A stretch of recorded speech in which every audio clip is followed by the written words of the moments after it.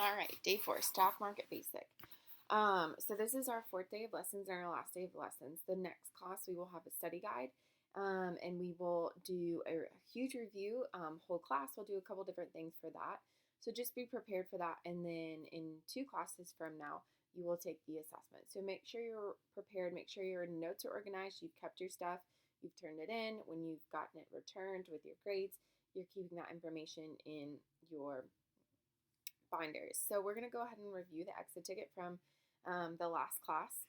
So if we look, this is the exit ticket from last class. It was looking for true and false and short response. So last class you worked in groups. You looked at the differences like between stocks and bonds and stocks and like real estate and collectibles. You got to see what you needed to do in order to invest in that. Was it a low risk? Was it high risk? All sorts of different things, and saw the importance of diversification. So when we look at this, read each statement carefully, show whether the statement is true or false. Number 1 says diversification is spreading your money among different savings and investments. That is true. Diverse, many. Mutual funds grow at a higher rate of inflation. That is true. I'm not sure if this was explicitly stated last class, but mutual funds do grow at a higher rate of inflation. So it is something to consider when investing in. Yes, it's important to have a savings account, but what we learned the past couple classes, that savings accounts, the interest rate you earn on them is a lot lower than inflation. So if you're trying to make money, you've got to find things that are going to have a higher return than 3%, which is the historical rate for inflation. Okay, number 3, the basic rule of risk to return relationships is that the higher the risk, the lower the return rate. That is false. The higher the risk, the higher the return rate. But the higher the probability, nothing could happen as well. Number 4, stocks has the lowest investment risk while growing value. That is false. And just from the brief graphic, we know that bonds technically have a lower risk than stocks. All right, short response. Is it better to invest in stocks from only one company or only one industry, or is it better to diversify your stocks, investing in many industries or companies? Explain.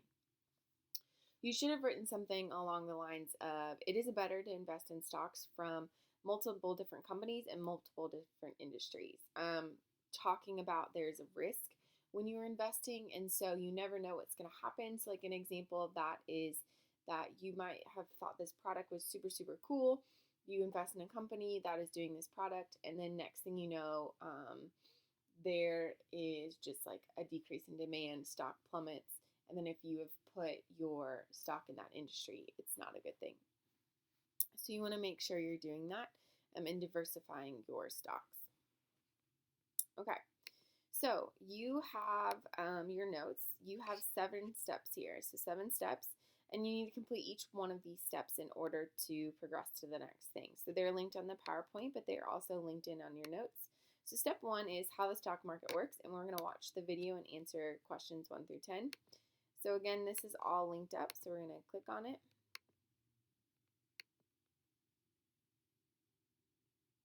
So here, sorry, it's actually not a video. I apologize for that one. You're going to read through this information.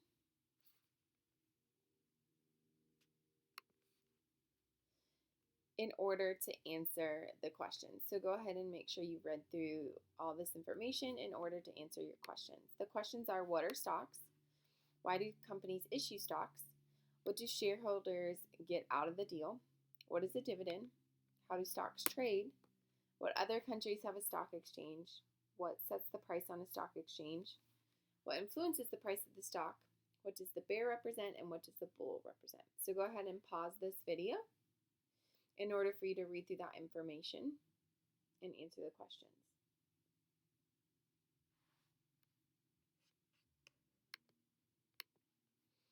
All right, so you've answered questions 1 through 10 by looking at those notes. Step 2 is the Wall Street video.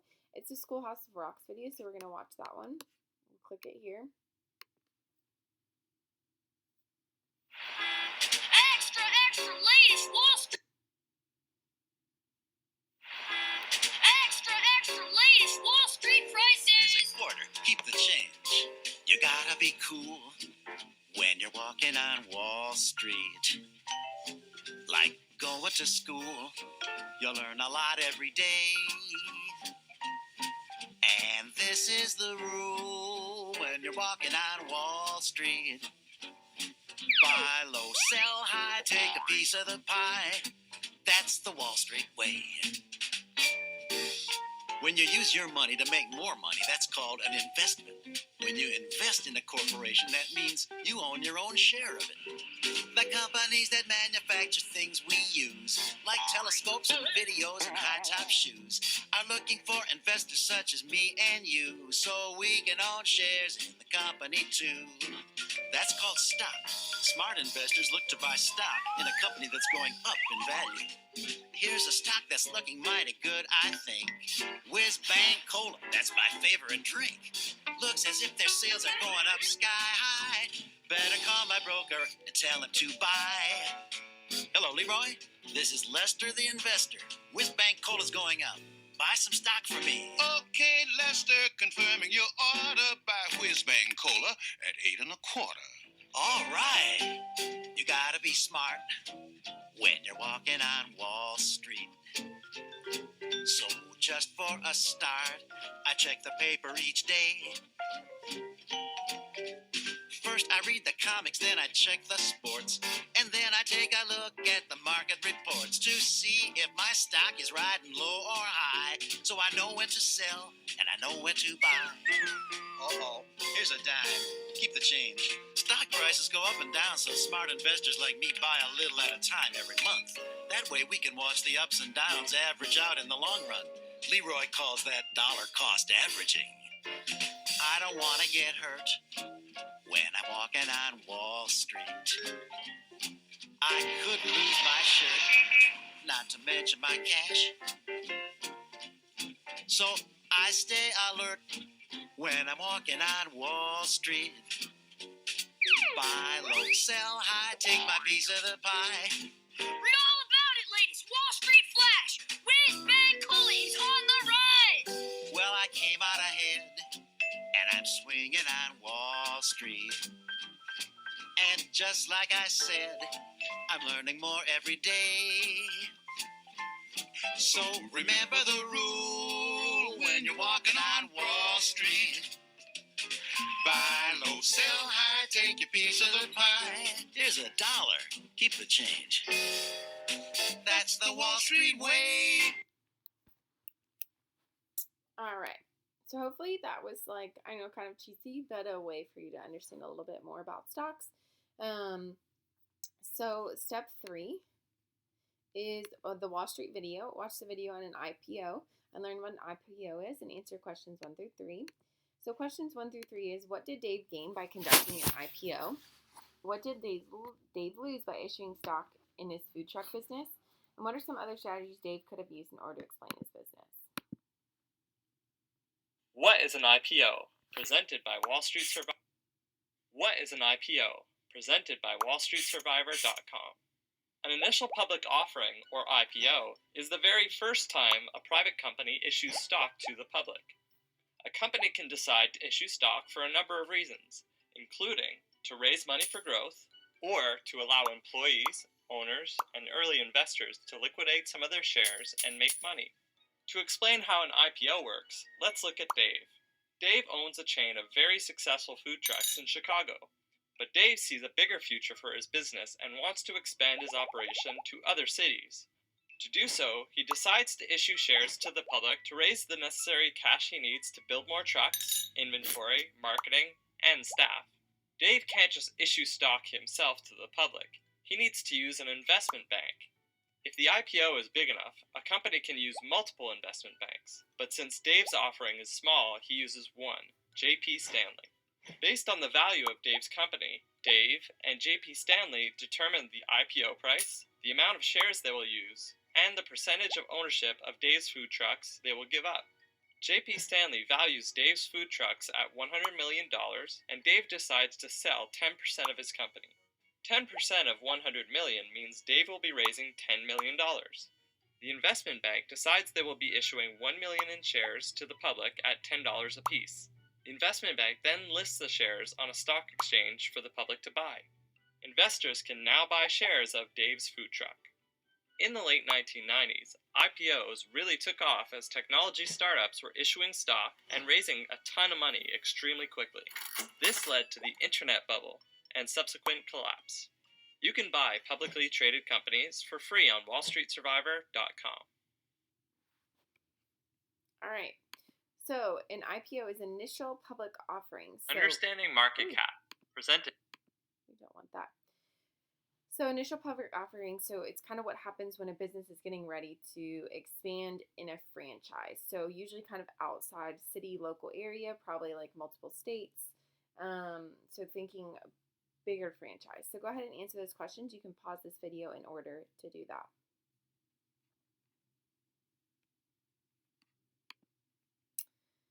All right, step 4. You watch the news coverage from the day before Twitter's became a publicly traded company. Explain how the process flows from the investor at home to the New York Stock Exchange in order to buy stock in New York's initial public offering.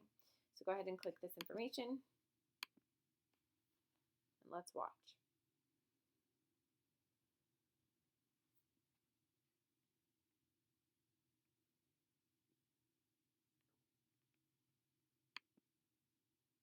During the Rooms to Go Columbus Day mattress sale, you could get a king-size mattress for the price of a queen.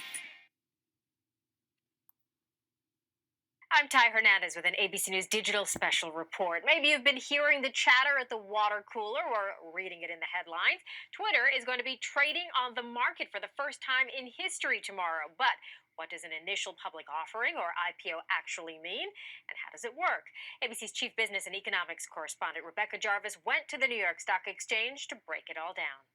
Hi, I'm Rebecca Jarvis, and I'm here with @CutlerScott. This is @Rebecca Jarvis in Twitter parlance, and we are at the post where Twitter is eventually going to be trading as a public company. And you've been working on all the behind-the-scenes stuff to make sure that day one goes smoothly. It's TWTR, that's the ticker symbol. Correct. Where is TWTR going to trade on these boards? This is actually going to be the post where the stock will open for the first time in its history as a So public we're going to company. see it somewhere up here, like one of these companies. It will be right here, and this particular spot will be literally filled with hundreds of people. Is Twitter going to ring the opening bell?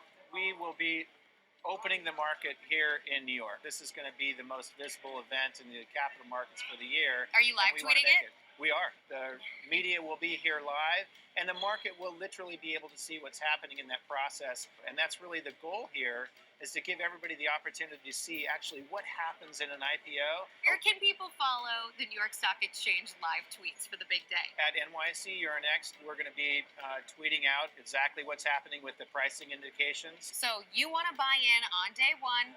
You're outside of the New York Stock Exchange. You're on your computer at home. You go to your E-Trade account. You go to your Scottrade account. You put in the order, and then they contact you right here on this floor. Walk me through the steps of one trade happening and where it goes on this trading floor. If you're a retail investor, you own an account at a broker-dealer. E-Trade, Choose Scottrade, your whatever. brokerage firm. If you're buying into the IPO, you could say, I'm going to buy at the market, or I could be a buyer at certain price levels. There's different order types. That order goes through that broker, and that broker has the opportunity to send that particular order to an exchange. Here, since we're operating the IPO. All right, right here, TWTR, day one, and you'll be live tweeting it. That was ABC's Rebecca Jarvis reporting. And I'll be right here tomorrow morning with all your live coverage of Twitter's IPO, so tune in at 9:30 Eastern. I'm Ty Hernandez in New York. All right. Go ahead and explain how the process flows from the investor at home to the New York Stock Exchange. So what is the investor going to do in order to say they want to purchase some of that stock? So go ahead and explain what that looks like. If you need to hit pause, you can.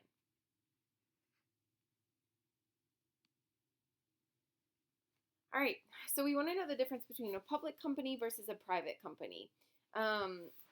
Initial public offerings, so IPOs, are how companies go from a private company to a public. So read the article and then complete the chart comparing the two company types. So you're going to go ahead and click the link.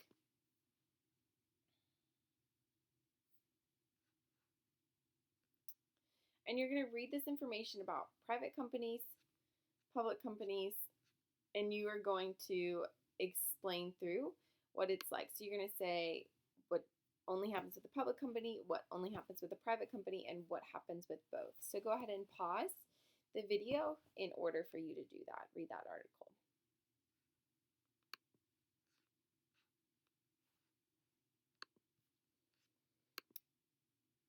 All right, step 6, Wall Street Traders New York City tour. Watch Teddy Wisberg, who has worked on the floor of the New York Stock Exchange for 40 years, and give a tour of the exchange. And then you're going to answer 2 questions. What are the steps taken by a broker when he receives an order for a stock? And list some of the skills or personality traits you think it is to become a successful floor broker. Welcome. I'm Ted Weisberg. Welcome. I'm Ted Weisberg. And I want to welcome you to the New York floor of the New York Stock Exchange, and I'm going to take you on a tour of the exchange.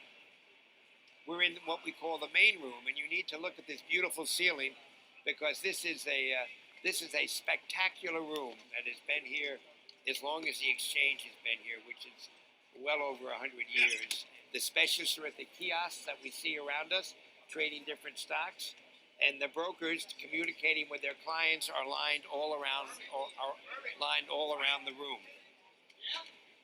So now what I do as a broker, my responsibility is to represent my clients on the trading floor. I guess I should bid 95, right? Buying the stock as cheaply as I can or selling it as dearly as I can. And I call the client the dog. The dog can live in London. The dog can live in San Francisco. The dog is the decision maker. All I'm doing is implementing that process. So we just got an order. And so what I'm going to do is I'm going to enter this order, trades right here electronically, and then we'll go over and see what the stock looks like. See, we're going to go to where this particular stock trades. So it trades at post 4 section S. So we walk around post 4. This is all Goldman Sachs, Spear Leads. They're the dealers in all these stocks. The stock is GGP. GGP, can you tell me how GGP is? GDP is 30,000 offered at 21 cents right now. Right. Let's give you a name up now. Thank you very much. A broker, of course, has his orders, but he's always looking up to get a sense of what the market is doing, reading the headlines, looking at what oil's doing, look at what gold is doing, looking at what the Dow is doing, looking at the currencies, and I guess if he needs to know, looking at what time it is around the world. Well, when I come to work every day, this is exactly where I come. This is Seaport Securities location on the trading floor. My clerk, Lewis, is here, and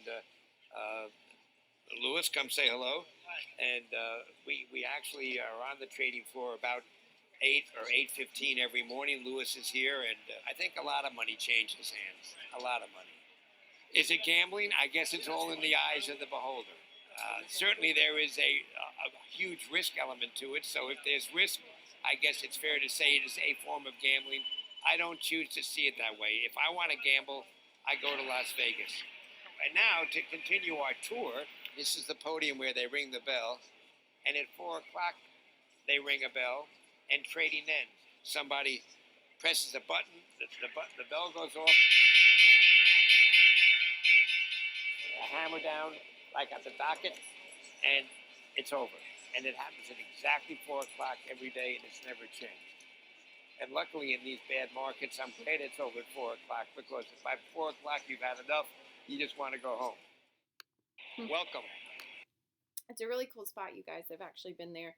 I haven't been inside the building because you have to have certain clearance, but it's really, really cool to see in New York City. So kind of giving you an idea of what it's like to be on the floor. So go ahead and make sure you pause this video and answer the 2 questions.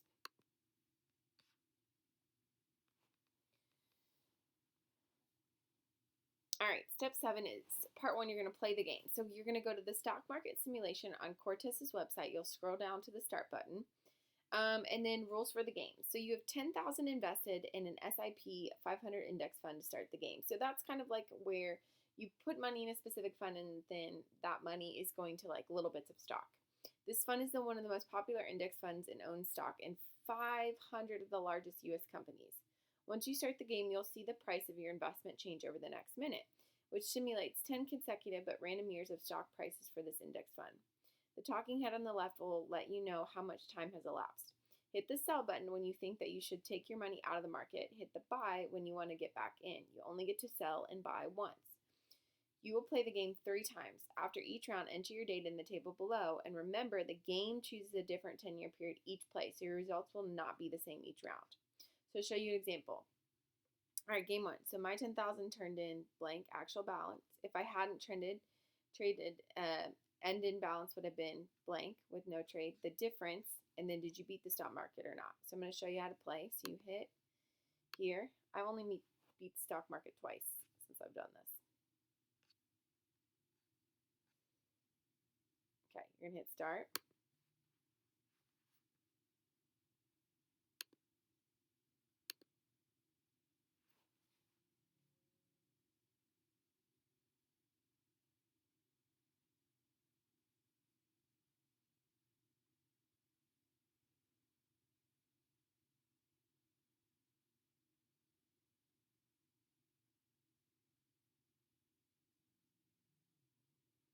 Guys, I don't think I'm going to beat the stock market.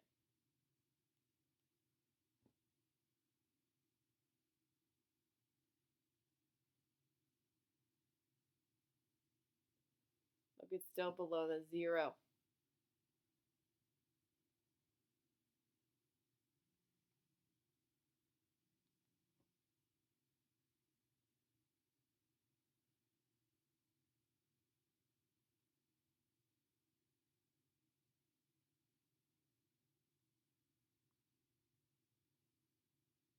Oh, I did beat the stock market. Look at that.